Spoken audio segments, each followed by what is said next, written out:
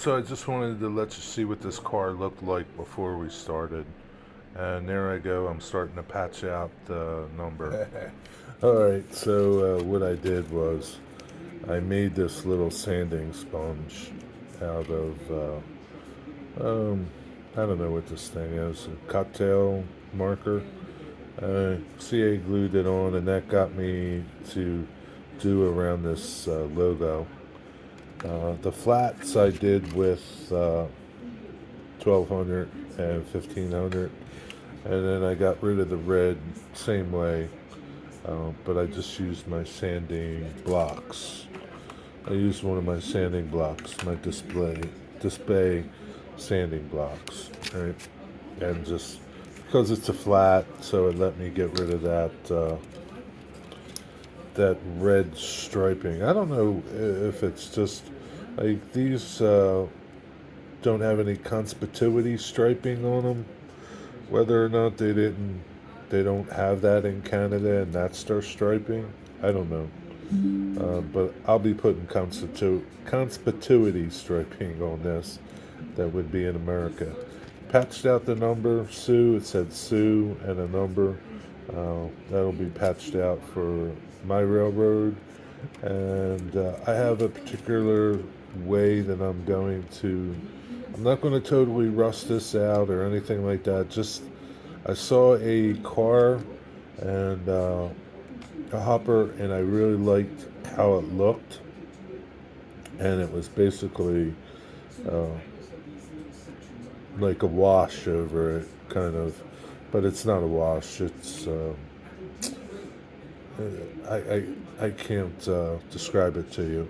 I have to show you a picture, and I'll put a picture of it right here.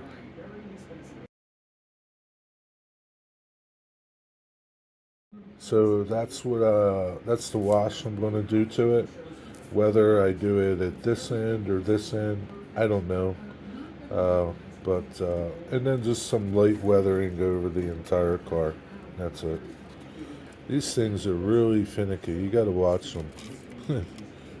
These little steps, they bend easy. I think they're wired so they won't per se break, but I need to get my cradle and when I'm working on this thing.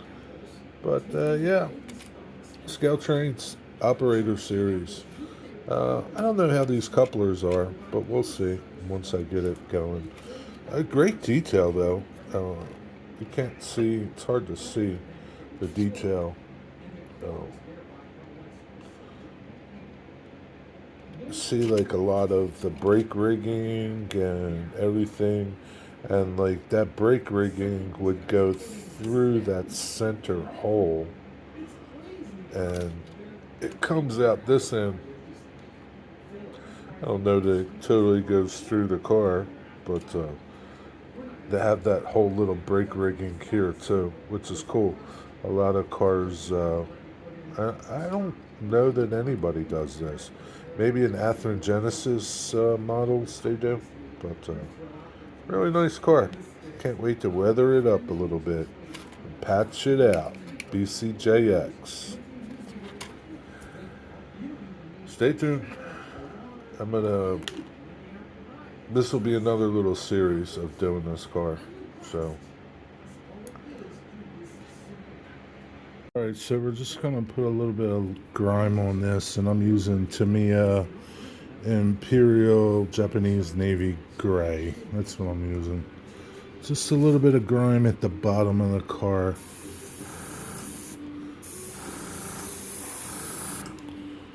Very little, right?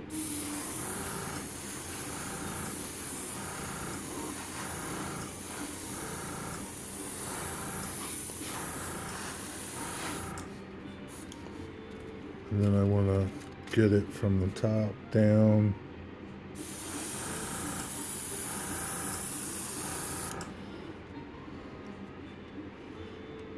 I think that's it.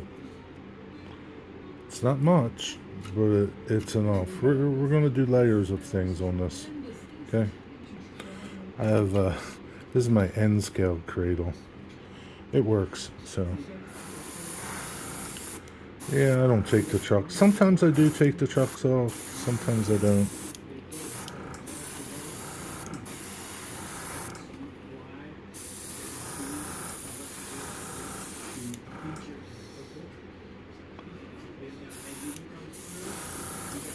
I'm almost out of paint.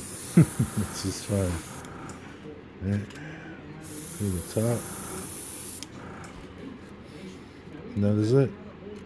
Won't do the ends.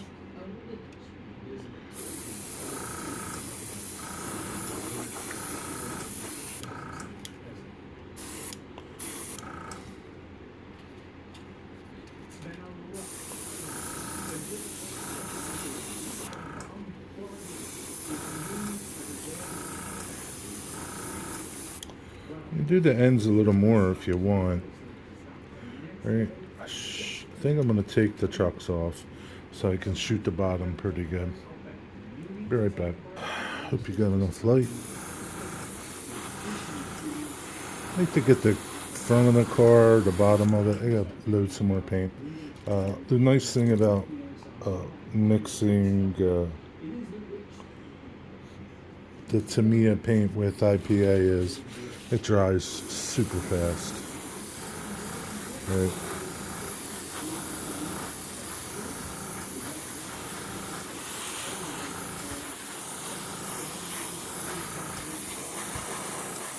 Make sure like you get around all the different angles, right? The bottom of the edge of the car. Sorry for my hand. Right. Get the coupler boxes because they're going to be dirty. Right? And there is really nice detail. Let me zoom you in a little bit. Sorry. I don't think you can see it because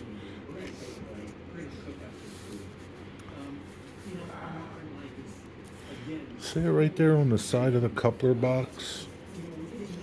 Right on the side of the coupler box. It's some really cool detail. Same thing for in the front of the car. It's got a decal there. I don't know what it says.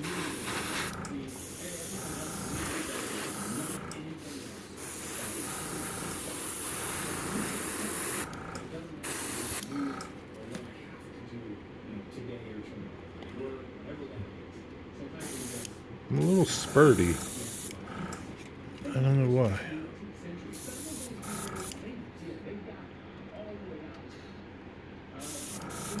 I think my needle might be dirty. I'll run this out and come back. Yeah, that helped. My needle was a little dirty.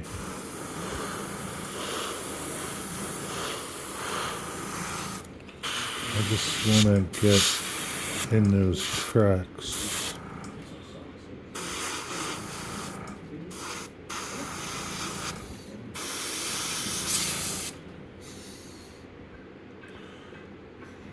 Oh, I forgot this one. Can't forget that one. Flip it, get the other side.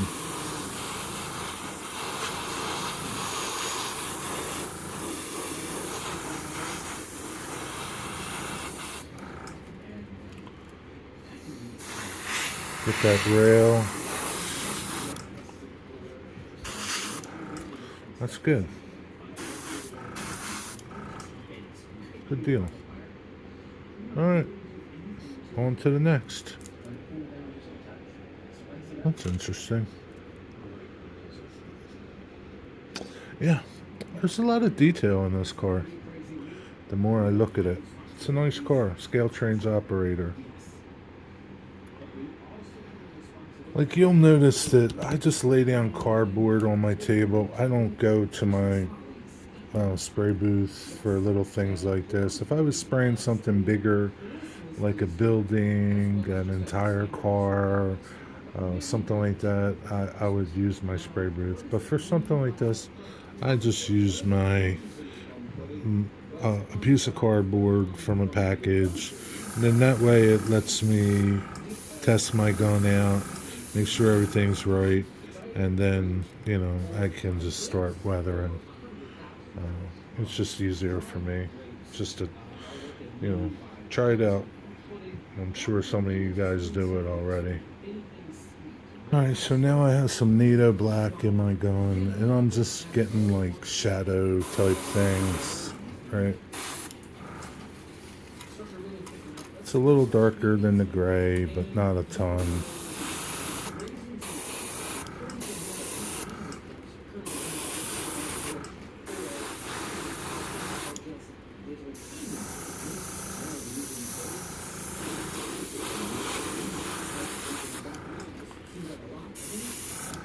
I like to get the coupler, that little, whatever you want to call it, a trip pin thing.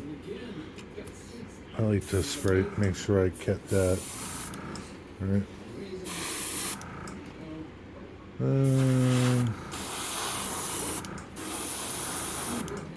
That'll do it for this color.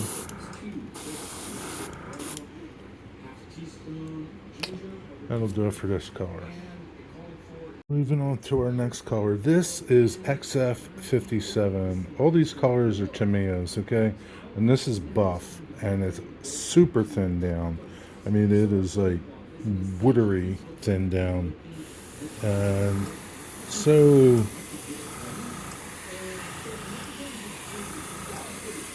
like, what I like to do is like blow air over it to dry each layer so that I can see what I'm doing. And I just want to tone down that silver and give a little like light dust, like that would be coming from, grains, whatever they are. Corn, wheat, rye, soybean. And I think those dusts would be, a buff color, really light. And my pressure is like really low just because it's so thin, right? And right now I'm just passing air over it, right?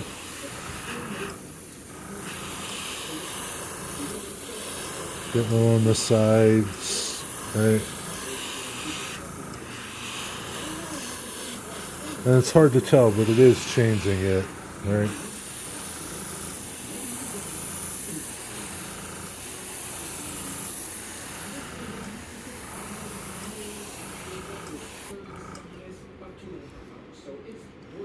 Let me make sure I get this side. I wonder if it'd be better if I flip it this way.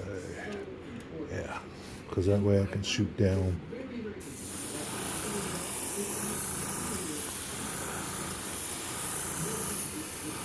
Like right now I'm on air. Just drying everything up. Now I'm on color.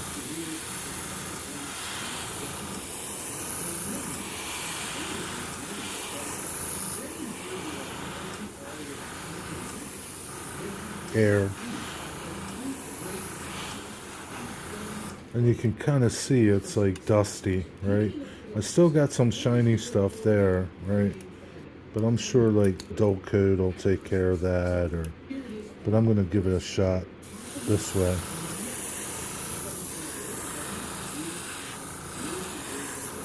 Air.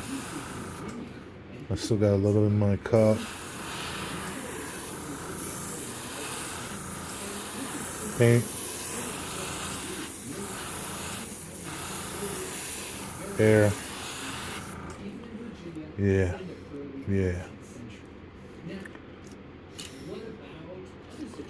Look at the other side, take a look this way and see what yeah, that's fine. That's good. All right.